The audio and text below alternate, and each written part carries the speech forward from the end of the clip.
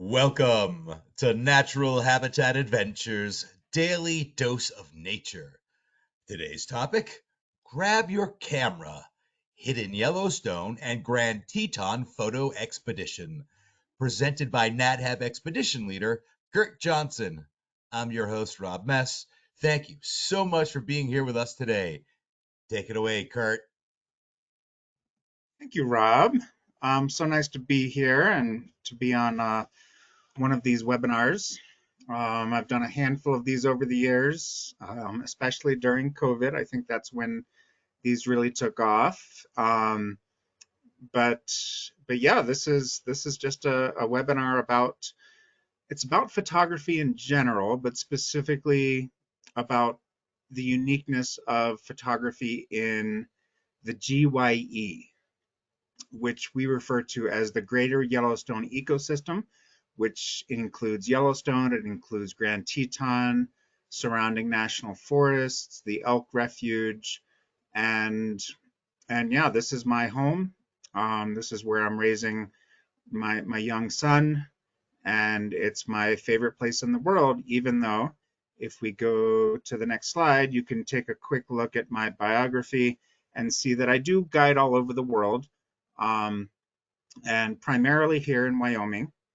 And I think my passion for this area can be depicted in the fact that I wrote the most comprehensive field guide to Yellowstone and Grand Teton that's ever been written, that includes a lot of my photography.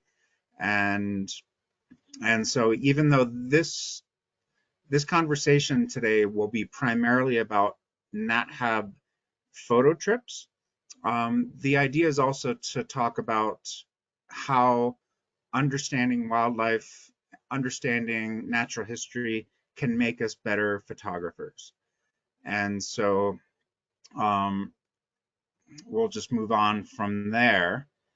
And this is kind of a snapshot of what I hope to talk about today, is what is the difference between a photography trip with Natural Habitat Adventures versus an adventure trip, which doesn't necessarily accentuate and prioritize photography, how we talk about the technical aspects of photography or the settings, how we try and be in the right time at the right place, and how your guides can be an asset in that regard. Also, how that we are doing more and more iPhone photography, smartphone photography on our trips. And then the last portion of this is not necessarily focused on just Wyoming. It's just about this wonderful world of phenology. And phenology might not be a word that you hear very often, but it's basically about how our understanding of what's happening when, in terms of natural history, whether that has to do with what flowers are blooming, when bison are being born, when grizzlies are most active, things like that. The better that we know phenology, the better our photography can be. And that will extend beyond Wyoming, and hopefully give you some ideas, and also give you some ideas of why going with a guide is oftentimes a much better option than going alone. And that's one of my philosophies. Just like all of you, I love traveling. Um, I do guide lots of different places, and I always get a guide.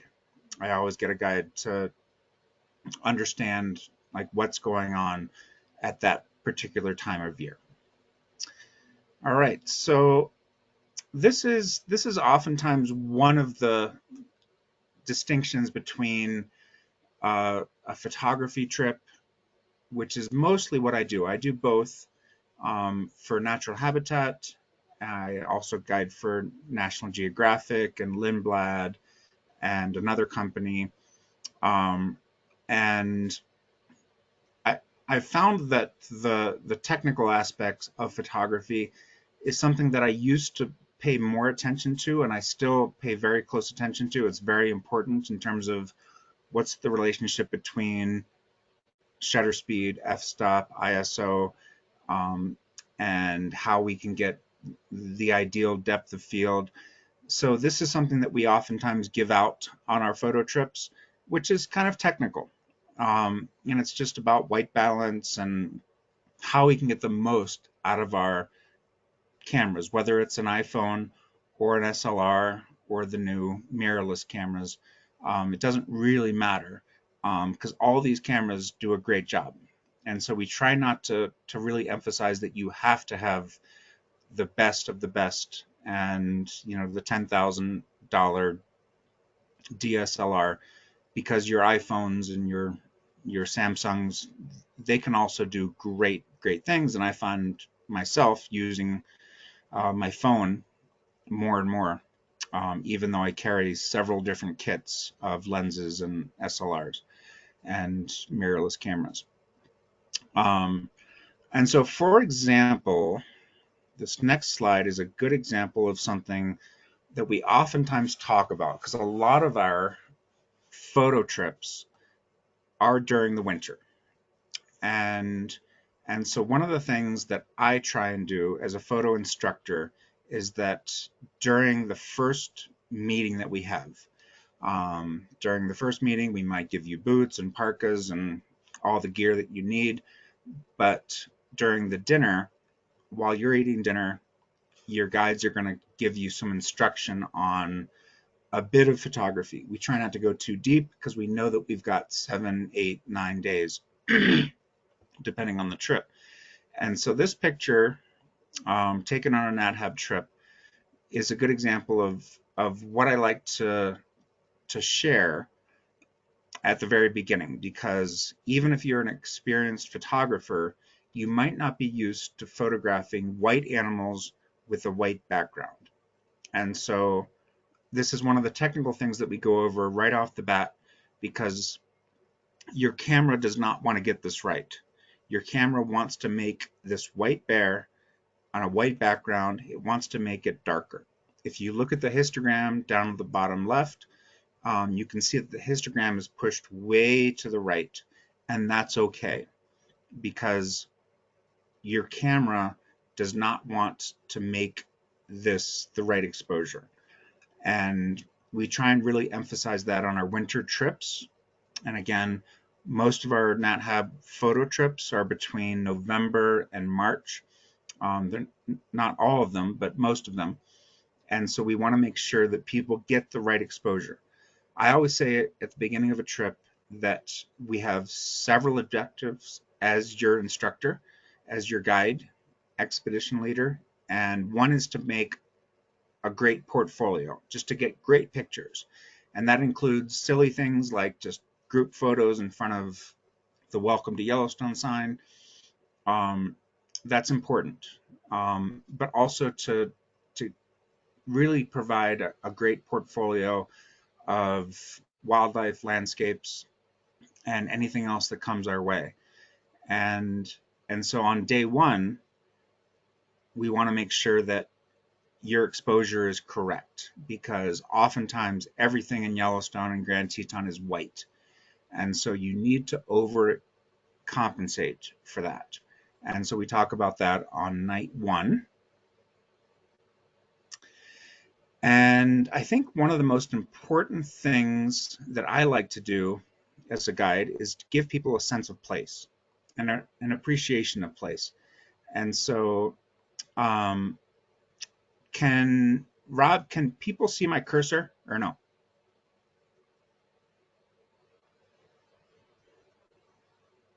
Okay, I'm not hearing from Rob. So we're looking at the state of Wyoming, which is my home. If you can see my cursor, you can see that this is Bozeman, Montana, and I am currently located in Jackson, Wyoming. And so one of the really nice things about our itineraries is that we go back and forth. And so there's really not many itineraries out there through other companies that do what we do, because it's complicated. Logistically, it's complicated to go from Jackson to Bozeman or from Bozeman to Jackson, but it allows for a really, really nice exposure to the entire ecosystem. This is a little bit of a of a magnifying glass into the ecosystem. So earlier I referred to the GYE as about 18 million acres, and Yellowstone is sort of the heart of the ecosystem. Yellowstone is here, if you can see my cursor, and it's about 2 million acres. But if you look, you can see that Grand Teton is another 3,000 acres. And there's a lot more around the ecosystem. And so one of the points that I'd like to make is, what is the difference between a photo trip with us versus the other trips, the adventure trips? Because we like to cater to the photographers, even though we do get non-photographers on our photo trips, just because they like the pace better, they like the fact that it's smaller groups, they like the fact that it's typically longer. And so I just have some bullet points here that differentiates, like, why do a photo trip versus a non-photo trip. One is the first bullet item, smaller groups, and that allows for more gear because we typically, as photographers, we have longer lenses, we've got more gear, and so we typically have less people. Your instructors, next bullet point, are going to have photo experience. We're going to be able to help you with anything that you might need, with your settings, with anything to do with your photography. We're going to have optional photo lectures throughout the trip, and that includes Lightroom. And so if folks are looking for more instruction on how to stay organized as a photographer, there's going to be a Lightroom session and potentially astrophotography. I've found that as a guide, I bring my astrophotography gear on every trip, and we don't get to it that often. And so we've got that as an option, but oftentimes there's just not that much time. But if there's interest, we'll do our best to do some astrophotography with you. The other difference I find, because like I said, I guide both non-photo and photography trips, is that the photography trips tend to have a bit more patience. So let's just say that we're traveling through a beautiful part of Yellowstone or Grand Teton, and we see a bison. If we're on a photography trip, we might just stay with that bison a little bit longer and stay with a sunrise or a sunset or something interesting just a bit longer. So I find that patience is something that's integral to a photography trip. All of our trips also have very specialized safari rigs. You'll see some images of these in just a moment. The other big difference is that on our photo trips in the winter, we spend a lot more time along the Madison River. And the Madison River is gorgeous. It's got a lot of wildlife potential, and it doesn't emphasize the geothermal assets, even though all of our trips emphasize Old Faithful and different hot springs and things like that. But the Madison River for photography is just a gem. And it's something that we really, really try and prioritize for photo trips. And then the last thing is just that the photo trips are a little bit longer. So we typically have 1 or 2 extra days on photo trips than the trips that don't have photography. And I just want to throw a quick shout out for this trip. This is just a screenshot from the NatHab website of one of our trips called Wolf Quest, which only occurs during November and March. And there's a lot of reasons that I won't get into that we do this specific trip during this specific time of year. It's only the northern range, so it doesn't include Grand Teton. You don't go to Old Faithful, and I will say it's not for everybody. It's not for every guest, and it's not for every guide. But for me personally, it's one of my favorite trips of all the places I work around the world. it's one of my absolute favorites because it is what I call advanced Yellowstone. We travel a very narrow geographic area. It's just the northern range, which goes from Bozeman to Cook City. Um, and so we revisit the same areas over and over, um, and we meet incredible people. And so it's a really really remarkable trip, and I would encourage you to look at it. But again, um, I would only recommend it to people who really want an intensive introduction to the heart of Yellowstone and the heart of the best place in the world to hang out with wolves. And I will say that I think of this entire presentation, this is the only couple of photos that are not mine, because again, it's a screenshot. Here's a quick look at our customized vehicles. So they are African style, which is not easy to do in North America. These are not clients. These are the one on the far right is my son, and the other is my nephew and niece, who are not typically on trips. So we don't typically have young kids. I don't think we've ever had young kids on trips, but it's a great picture of how unique these vehicles are to help photographers get better pictures, because basically we can turn these vehicles into wildlife blinds. So if there's a close animal, we are much better off getting pictures from the hatches, the roof hatches that you can see there, versus getting out of the vehicle, because animals don't like that. They don't like seeing people, but they don't mind these hatches. And that's basically just how things work in Africa. The other great system we have during winter, so basically from mid-December through mid-March, all of our winter trips in Yellowstone use these very, very cool vehicles. They're called snow coaches, and they can basically do what no other vehicle can do. They can drive on top of the snow. We stay on the road system, um, but we charter these private vehicles for our NatHab trips, and they can get us everywhere we want to go, and it's just awesome. So we really appreciate those. I just included this as a reminder to myself to mention that the fact that over the years as a photo instructor, what I found myself evolving is that I talk a lot more about iPhone and cell phone photography. Even though I primarily use SLRs and mirrorless cameras now, um, the the power of our smartphones is really, really impressive, and they can really do a lot more than what we typically give them credit for. And so we typically do one or two iPhone sessions, sometimes formal, sometimes informal, just to make sure that people are getting the most out of their iPhones, because they, I'm reluctant to even say it, but they do a great job of capturing moments, and we always have them on us, so they're phenomenal. So when you look at our itineraries, you will see that wolves are a big draw, bears as well. And this is a photo that I took maybe 5 years ago of a wolf.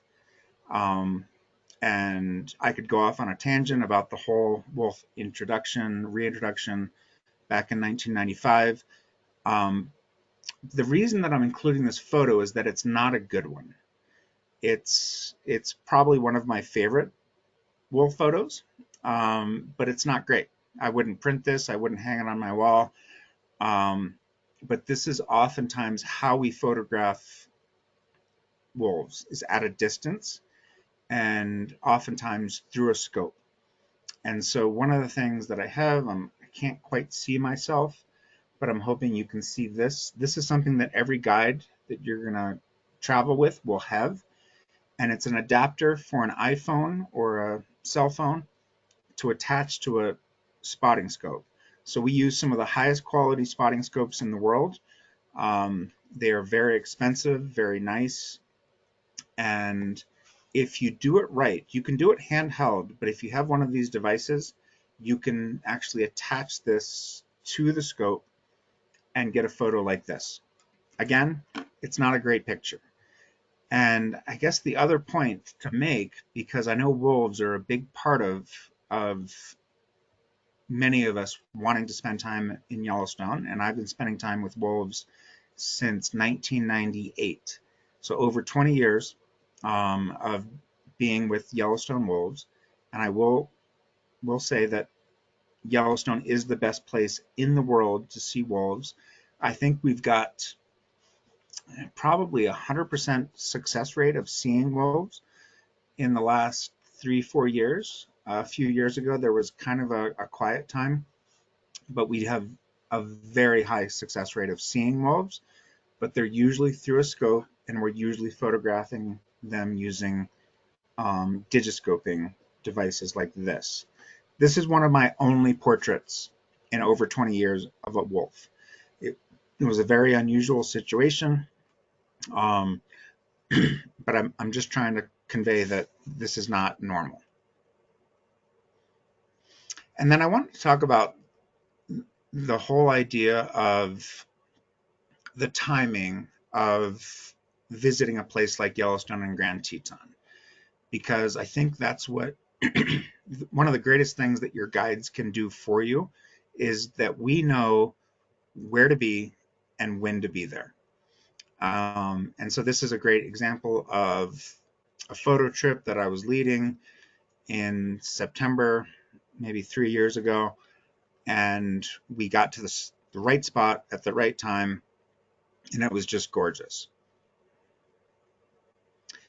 Same thing with wildlife. There's no bad time to come here. So if anyone has in the questionnaire, like what time should I come? I don't have a great answer for you. There's no bad time because Wyoming has such dramatic seasons that if you come in September and then you come back in May, it's a completely different experience. It's the same place, but it's very different. So, for example, if someone reached out to me and said, when should I come because I want to photograph baby animals? I would say, yeah, probably early June. So this was taken in early June of a baby moose just born. Most of our moose and elk are born in the first week of June. Our baby bison are typically born in mid-April to early May. Same thing with if you wanted to see one of our more special animals, which is a great gray owl. They tend to give birth in also May and June. And so this is a photo actually in my backyard of a of a adult great gray owl feeding a young one. The owl on the right is a baby, and you can see it's about to swallow the rodent that the parent just gave. And same thing with bison. Bison are amazing, and we see bison pretty much every day of the year. That they are doing very well here in Grand Teton. They're doing well in Yellowstone, and I think if you ask the average visitor what is the easiest animal to photograph in Yellowstone, most people would say Yellowstone, and they would say bison in Yellowstone. From my perspective, having spent many time with bison, I would say that they're one of the most difficult animals to photograph. And so an image like this is very important to me because this is during mid-August. So their rut, their courtship, takes place in mid-August. And this is a male bull bison wallowing. And that's why you get this great dust and why it's basically rolling over and over again. It just rolled in its own urine. And it does that to smell extra sexy for the ladies. For some reason, they like that. My wife doesn't seem to like that very much, but yeah, that's what they do. If you were looking to hang out with black bears, this is a black bear, even though it's kind of brownish looking. We do have about 50% of our bears are cinnamon. Our black bears are cinnamon, and this is a cinnamon black bear. And I would suggest coming out here in September. And this is, again, one other thing that your guides would know where to go to find this particular behavior, because that specific plant is most delicious to the bears during late September, early October. So differently than the bison, this is a bighorn sheep, a couple of rams, and their rut is very different than any of the other hoof mammals that we have. And so their rut takes place in late November, which is probably the least occupied time of year in Yellowstone and Grand Teton. Hardly anyone comes here during this period of time. And so it's one of my favorite times of year to lead trips, even though we're not that busy, because there's a lot going on. And this is one of the highlights, is this very aggressive, very dramatic behavior between bighorn rams fighting each other, um, basically trying to kill one another in pursuit of females. And this all has to do with phenology, which I mentioned before, which is the transition of behavior and all natural history over time, because every week is different, and that's one of the things that folks like me, naturalists, we love. This is an interesting photo. Again, not necessarily like a photo I would do anything with, but it's an interesting photo because it shows one bull moose, because only the bulls have antlers, with one antler. And if you look closely, uh, again, I'm not sure if you're seeing my cursor or not, um, but right there, that's where the antler had attached. And so this would have been like late November, early December, when the antler, one antler had fallen off. And so if you wanted to get a picture like this, which many of us covet, beautiful picture of the mountains in my backyard. But these moose, all these bull moose that you can see in the foreground, they will be dropping their antlers within the next couple of weeks. So typically by Christmas, New Year's, all of our moose, the bull moose, have dropped their antlers. And so if you want to get a nice wintry picture of bull moose with antlers, with mountains, then mid to late November is a great time to come. Porcupines are most active in October. That's their breeding season. And so one of the things that we look for, I would say they're one of the harder animals to find. Uh, but yeah, October is a great time to look for porcupines, which have about 30,000 quills, sharp quills per animal.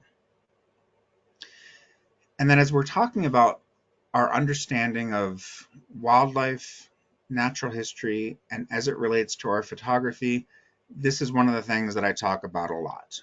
And I always say that to be a great wildlife photographer, wildlife enthusiast, wildlife observer, however you want to look at it, it's good to think about botany. Um, so my background is formally in wildlife biology, but I force myself to think about the plants because that's what it's all about. Um, and so thinking about what animals eat. And so animals like moose, they're completely herbivores. This is a cow moose, a female moose, and she is eating aquatic vegetation in a pond. And what she's mostly thinking about is actually this plant. This is willow, and willow typically only grows near water. And so as a wildlife photographer, if I'm thinking about, okay, where do I want to go to try and find moose to photograph, either personally or with clients, this is what I think about. I think about this specific plant, and I go where this plant grows, and I know where it grows. And so that's one of the many things we think about, and it applies to bears as well. And so one of our favorite things to share with people um, are bears. We've got two species of bears here in Wyoming. We've got black bears, we've got grizzly bears. This is a grizzly bear, and that's obviously one of the highlights that anyone can possibly see in the wild. And so this is a grizzly bear, and it's again, it's I'm not sharing my favorite photos. This is not my portfolio of my favorite photos, but this is a nice photo because it's showing you specifically what this bear is eating during the month of May. And so during May, which is where we're at right now, this is what I'm looking for, is this specific plant. And it only grows in specific areas, and grizzly bears are mostly vegetarian. They're omnivores. They do eat carcasses, and they do occasionally kill things. But for the most part, they're doing a lot of digging up of roots. They're digging up ground squirrels and primarily eating insects and plants. This, by far, might be the cutest animal in North America. This is called a pika. It's not a rodent. It looks kind of like a mouse. It looks like a mouse or muskrat or something like that, but it's actually more connected to the rabbit order, the rabbit group. And and so this is another behavior that we can pay attention to in late summer as these guys are getting ready for the winter. A lot of rodents hibernate, not all of them, but most rodents hibernate during midwinter. This one does not. And so it has to be very active in the months of July, August, and into September, doing what this image shows. It has to be gathering forage to survive throughout a harsh winter. Like I mentioned earlier, as we think about botany, as we think about plants, this is one of the best examples. This is a great image, again, not necessarily an artistic image, but a great image of the lifestyle, the habitat, and where we look to find bison. This is a female or cow bison with a brand new baby that we typically call red dogs because they oftentimes look like red puppies, um, and they're only red for about a couple of months.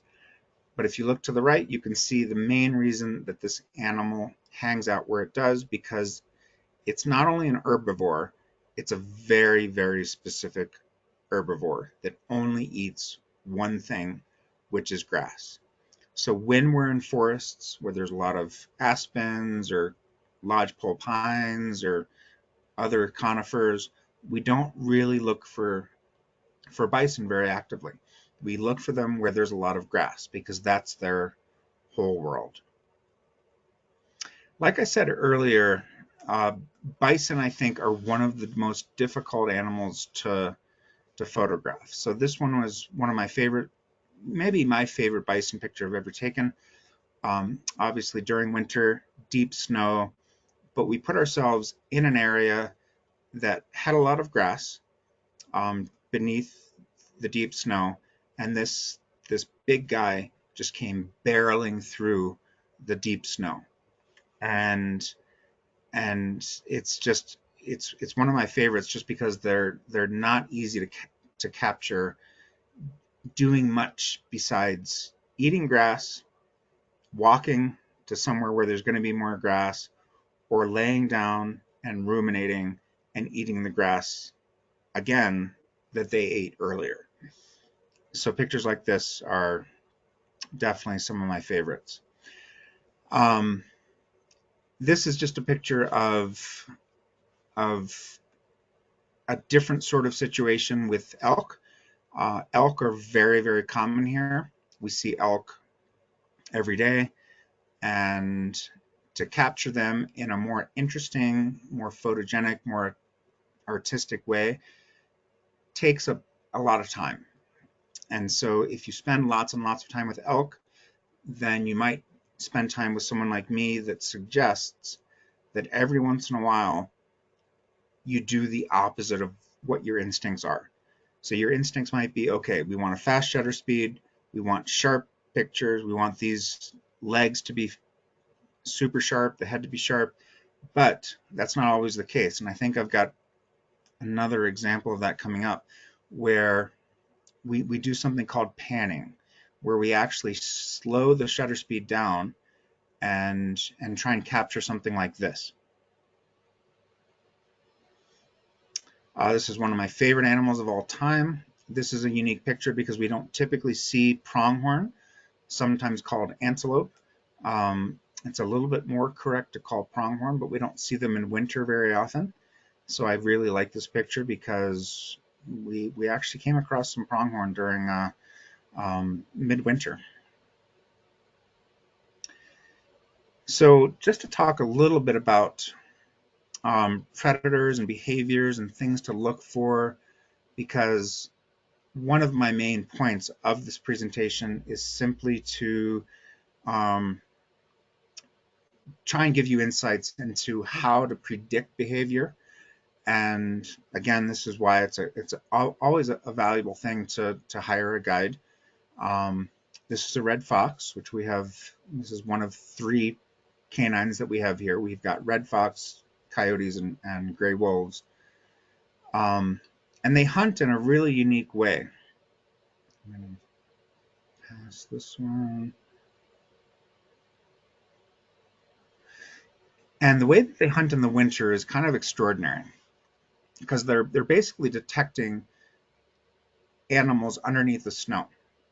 And if we go back to this guy, coyotes, they hunt in a similar way, but they typically try and crush the rodents with their feet and then consume them. What red foxes do, if you can see the sequence from here to here, they actually go jaws first into the snow.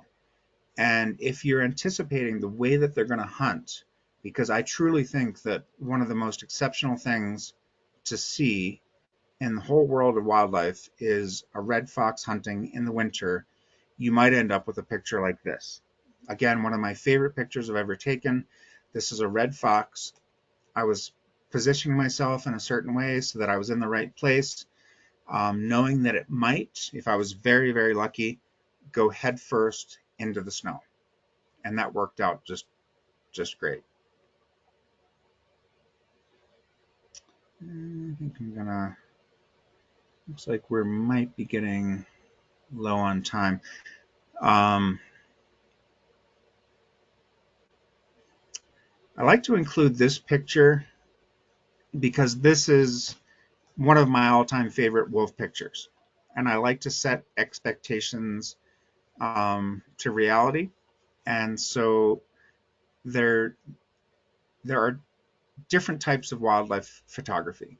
Earlier, I showed you one of my only portrait photos of a wolf, and it was a headshot. It was close, 1 in a million, because wolves don't like being around people. They don't like being around cameras, scopes, so they're typically far.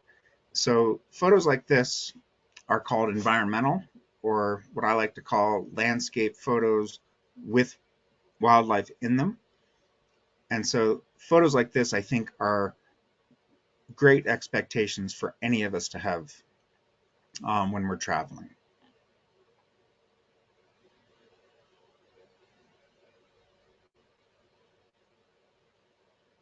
So these photos that I'm just kind of scanning through, and I think I'm going to go through these pretty quickly. These just show something that many of us love. For those of us who spend almost every day in the year in the field, we love it when we see something we don't expect. And, you know, our job as naturalist guides is to understand wildlife, understand natural history, and then every once in a while we get overwhelmed with something that we don't understand. This photo might not look like much, but it's one of my favorite photos because it shows something that happened in Yellowstone a couple of years ago where this coyote was actually fishing. And there was only a couple of them that did this. And it hasn't happened for the last couple of years, as far as I understand. But it was actually this really, really amazing behavior of coyotes hunting for fish. And if you saw the earlier images of coyotes hunting for rodents, it's very different because they can't hear the fish. And this was actually International Geographic Special because it was so unusual. And I just want to share a couple of other things like that. This, for example, was an amazing moment between one of my favorite animals in the world is coyotes. Coyotes and ravens both are just mind-blowingly smart, interesting, and unpredictable. But here we've got a coyote and a grizzly bear.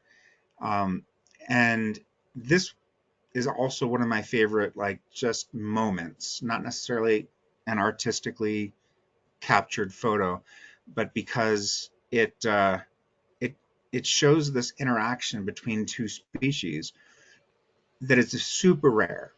Because there was a carcass just a few hundred yards to the left of the image, both animals were full. They didn't need to compete with one another. They were full. They were happy. And so this coyote really did not know what to do because the grizzly bear was trying to play with the coyote. And the coyote's like, this looks fun, but I don't know about this. This also looks a little bit dangerous. And so we got to watch this play out for over a couple of hours as the grizzly tried to get the coyote to play with it. And man, it was just one of the coolest things. I think I'll if I'm looking at the time right, I think I'm gonna sign off and feel free to ask any questions. Reach out to me. You've got my contact information down there, information about my book that's out there. And geez, I sure hope that we see you out on one of our trips and talk more about photography. I could go on and on, but we'll leave it there.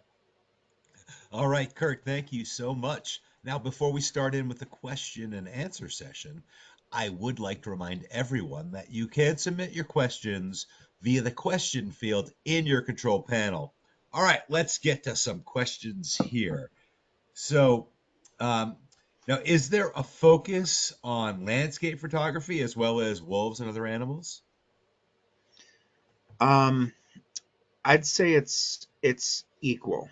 Um, we definitely get people that are very just focused on wildlife. They just bring big lenses, and that's fine. But in general, we try and do both.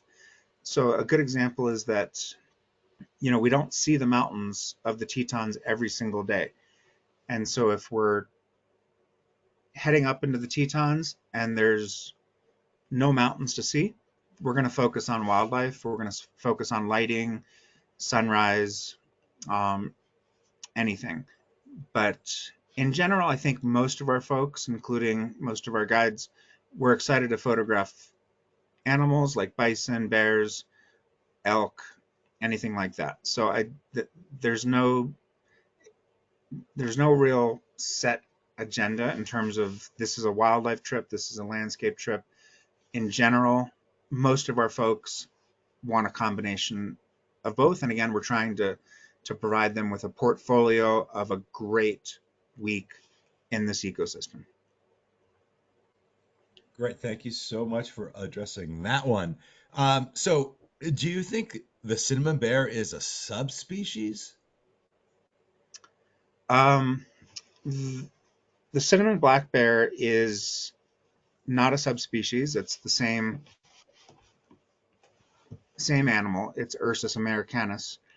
Um, and if you're from the East Coast, for example, you've probably never seen a cinnamon black bear. Most of them are black back east, but about half of our Rocky Mountain black bears are cinnamon, which can be confusing because a lot of people see a cinnamon black bear and they're like, "Oh, I'm looking at a grizzly," and someone like me has to tell them, actually, that's not a black bear. And so we actually don't use color to distinguish wolves from coyotes or black bears from grizzly bears because color is not a good indicator. We use many other things to tell which it is, and it's not always easy.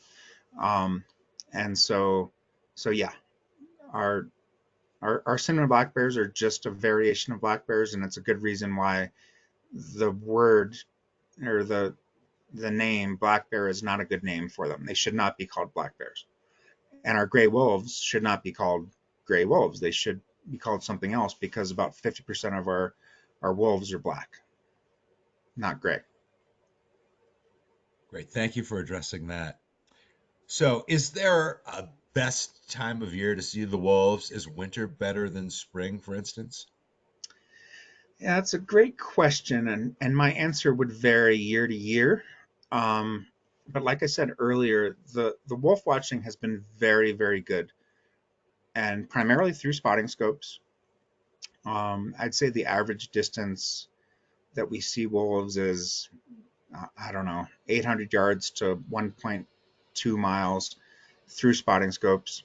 Um, but but yeah, the wolf watching has been very good throughout the year for the last 3-4 years. And we went through kind of a dry spell a few years ago. But in general, wolves are more active and they're more successful as predators during the winter. So we've had good luck every month of the year for the last few years. But as a generalization, winter is better. So, let's talk about bears for a second. If I was coming, say, in March to Yellowstone, would I still be able to see bears, or are they still hibernating at that point? Um, yeah, that's a tricky one. We oftentimes do see the very first grizzly bear. Grizzlies come out a little bit earlier than black bears, and male grizzly bears come out earlier than the females. And we oftentimes, on a Nat Hab trip, are the very first people to see the very first grizzly bear in North America. I know that sounds like a lot, but it's true. And there's one specific spot in northern Yellowstone, and this goes back to that one slide that I showed of the quest trip, the one that I called Advanced Yellowstone.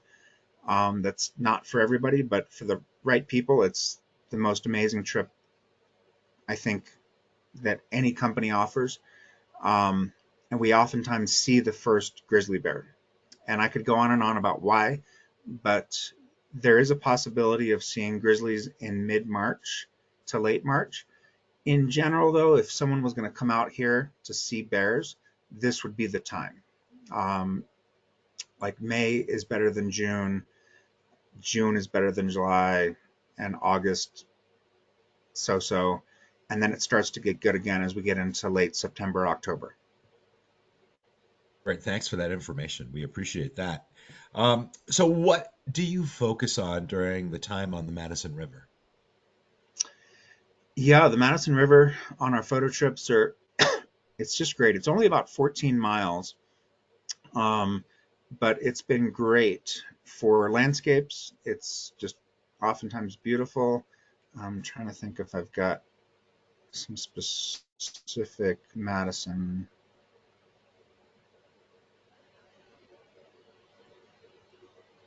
Yeah, I thought I had some Madison pictures specifically, um, but no, it's great for elk. It's great for bison, um, and occasionally wolves, and and yeah, it's just it's really kind of magical for photographers.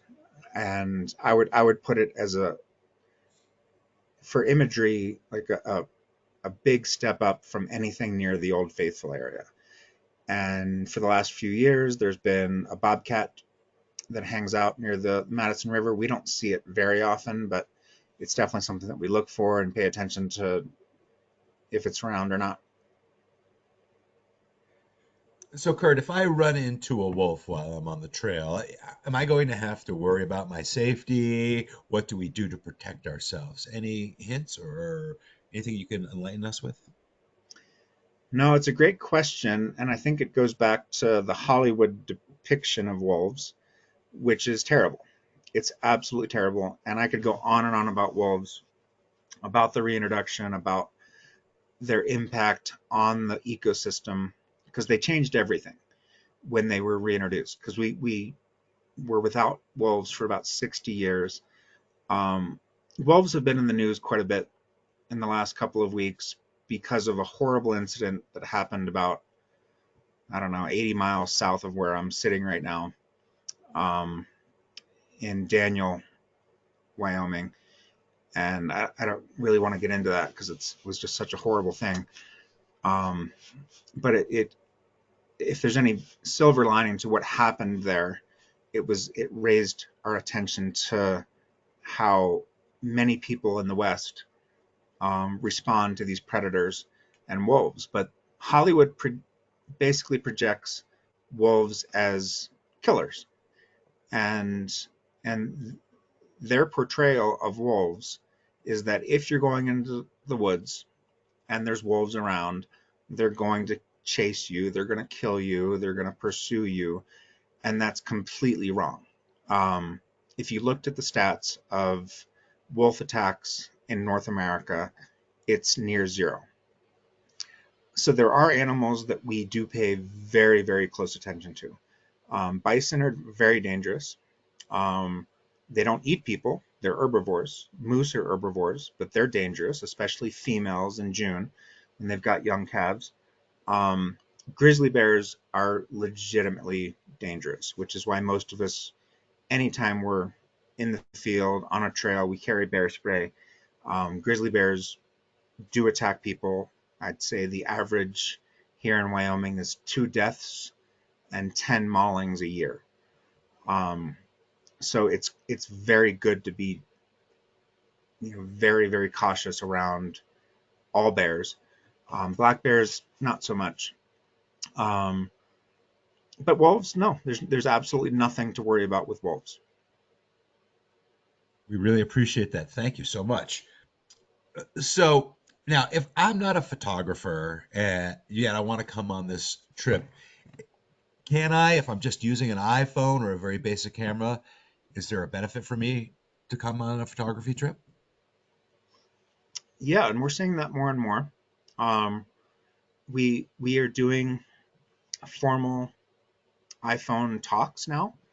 And I wouldn't have, if we had this conversation 3, 4 years ago, I probably would not have told you that. Um, and I might have dismissed iPhone photography as a form of art. And I feel very differently now. And so we do try and get people to get the most out of our iPhones, because these things that all of us carry, they do a lot more than what it seems like Apple wants us to know. I don't quite understand it, but I don't find that Apple does a great job of telling us how to get the most out of our iPhones. And so we either do a couple of mini lectures on smartphone photography, or we oftentimes now, I'd say in the last 2 years, we oftentimes try and fit in like a full on lecture on how to get the most out of these amazing apparatuses. Great. Thank you so much. So if I come out on the trip, what are the chances that I'll see Grizzly 399? Oh God. Oh, so you've heard about her. Um, I'll go back to this. This is a chart that I made, and sometimes I work this into a talk like this. Um, but this is how long that I've spent with 399. Her story is an amazing one. I did a whole webinar just on 399 that you could look up, um, because it has a lot of personal connection, to me as a guide, to my son, to my wife. Um, there's so much to the story that it's so hard for me to get into, but we just led a week long trip that ended, I think, 2 days ago. And I wouldn't say this was normal, but they had 2 days in Grand Teton, the rest was in Yellowstone. They had an amazing time. They saw wolves, they saw coyotes, and they actually had 2 days with 399 and her 1.5-year-old cub. Um, and so I would never promise it. Guides don't like to promise anything. Um, but I'd say if you came right now, this month, your chances would be 40%. Next month, a lot less. And then midsummer, even less. But she's an enigma. She's unlike any other animal in the world, and yeah, she's hard to put a pin in terms of like where she's going to be, what she's going to do. She has been literally in my backyard before, which is 15, 20 miles outside of Grand Teton. Um, so yeah, I would never guarantee it for sure. I would I wouldn't even guarantee a bison, even though it's almost 100% you're going to see a bison.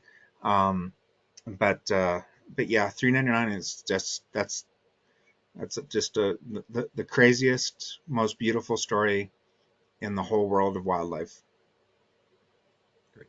Thank you, Kurt. So if you want to see that webinar, you can head to our website to check out all our past webinars, including our iPhone photography webinar. All right, Kurt. Well, that's going to be the last question that we do have time for today. So I'd like to hand it back to you for any closing comments you may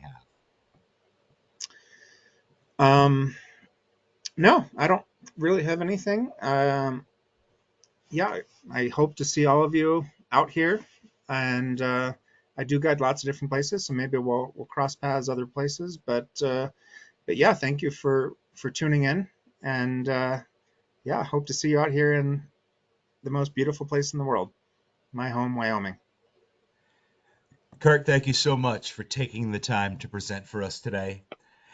And I'd also like to thank everyone who tuned in today. Now, if you're interested in information on how you could travel with NatHab, please give us a call at the number on your screen, or you could send us an email at info@nathab.com.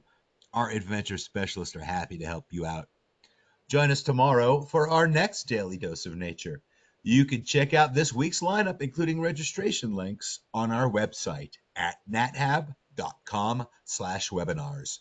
We did record today's presentation, and we will have the replay available on our website soon.